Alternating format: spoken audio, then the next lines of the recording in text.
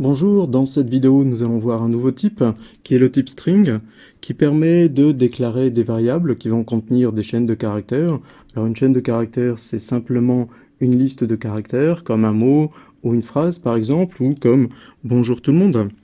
Pour pouvoir utiliser ce nouveau type, il faut inclure sa définition, c'est-à-dire ajouter cette ligne au début du programme, donc dièse include string entre chevron. On peut alors déclarer des variables de type string. Ça va se faire de cette façon-ci. Comme d'habitude, ça va commencer par le type de la variable, qui sera string ici, suivi du nom qu'on veut donner à la variable, et finit par un point-virgule. Dans cet exemple de code, par exemple, je commence par indiquer la ligne dièse include string pour pouvoir utiliser ce nouveau type string. Cette ligne est une déclaration de variable qui déclare une variable qui s'appelle un nom et qui est pour l'instant initialisée à la chaîne vide. C'est une particularité du type string par rapport au type qu'on a déjà rencontré. Si on ne met aucune valeur initiale explicitement, la variable est initialisée à la chaîne vide. En revanche, cette deuxième déclaration déclare une variable message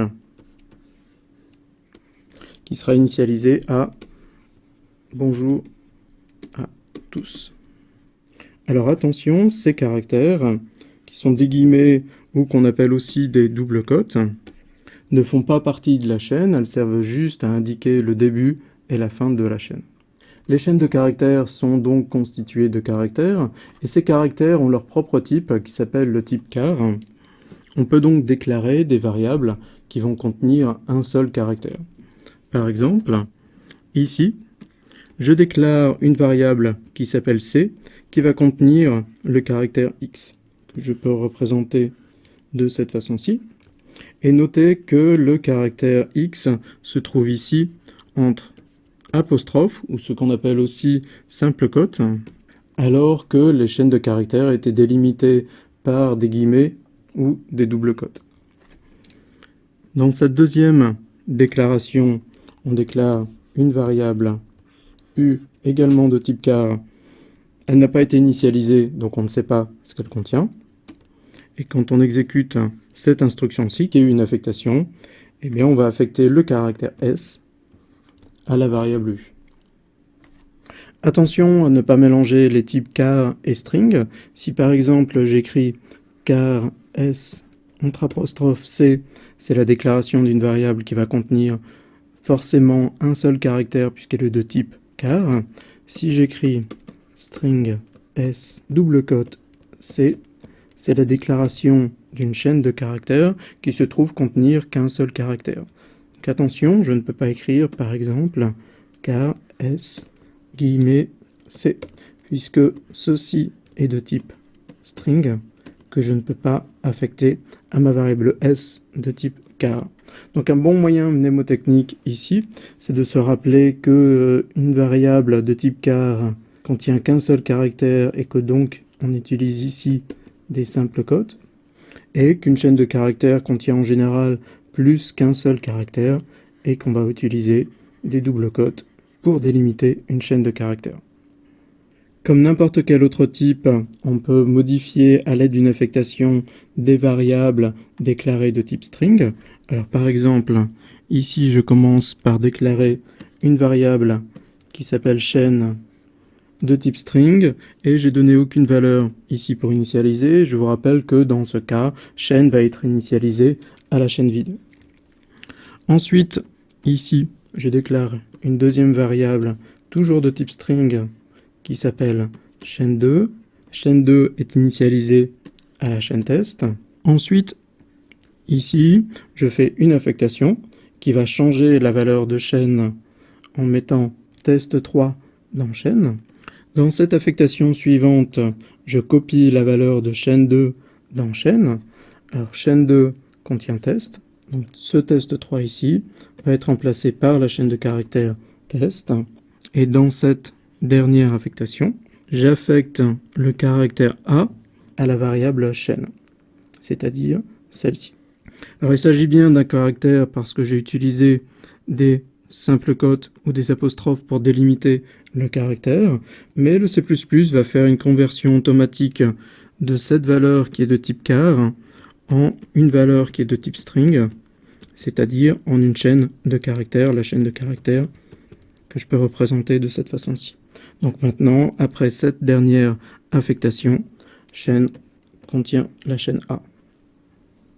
On peut concaténer deux chaînes, c'est-à-dire mettre à bout ces deux chaînes à l'aide de l'opérateur plus. Par exemple, si chaîne 1 et chaîne 2 sont deux variables de type string, je peux écrire ceci, qui me donnera une nouvelle chaîne de caractères, qui commencera par les caractères de chaîne 1 et qui finira par les caractères de chaîne 2. Par exemple, dans ce code, je déclare trois variables de type string, qui sont pour l'instant initialisées à la chaîne vide. Supposons qu'ici, j'aurais donné une valeur à la variable prénom, par exemple Jean, et un nom de famille dans la variable famille. Quand j'exécute cette affectation, je vais d'abord concaténer la valeur de la variable famille avec cette chaîne de caractères qui contient simplement un espace. Ça va me donner donc Dupont suivi d'un espace que je vais représenter comme ceci. Et je vais ensuite ajouter le contenu de la valeur prénom, c'est-à-dire Jean. Tout ceci est une nouvelle chaîne de caractères que je vais mettre dans la variable nom au moment de l'affectation.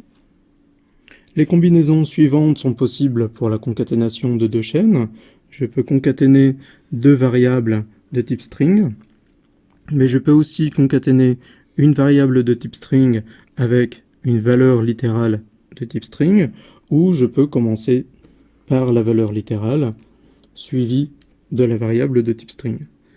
Je peux également commencer par une variable de type string et lui ajouter un caractère, ou je peux commencer par le caractère et le concaténer avec une variable de type string. Si je reprends l'exemple du transparent précédent, où j'avais utilisé une valeur littérale de type string pour représenter l'espace que je voulais insérer entre le nom de famille et le prénom, et bien en fait je peux aussi utiliser un caractère, c'est ce que j'ai fait ici, en utilisant des simples cotes.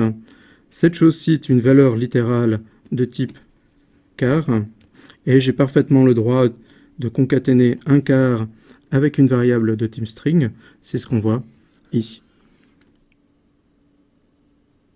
Les concaténations de la forme string plus char sont très pratiques pour pouvoir ajouter des caractères à la fin d'une chaîne de caractères. Par exemple, je déclare ici une variable réponse qui contient la chaîne de caractères solution.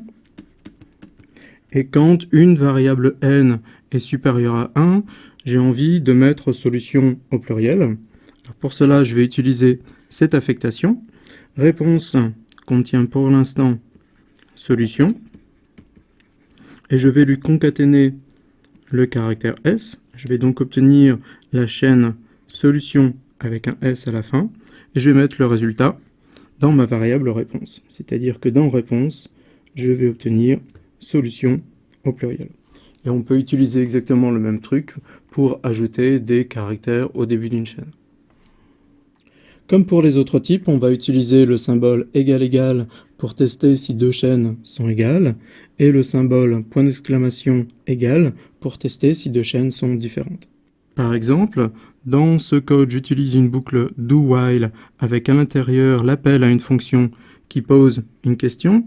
Le résultat de cette fonction poser question est une chaîne de caractères que je vais affecter à ma variable réponse. Et puis je veux poser la question tant que la réponse est différente de oui. Et pour cela, j'ai qu'à écrire à l'intérieur des parenthèses ici cette condition-ci qui va tester si réponse est différent de la chaîne de caractères oui. Nous allons nous arrêter là pour cette introduction aux chaînes de caractères. Dans la vidéo suivante, nous verrons des manipulations de chaînes.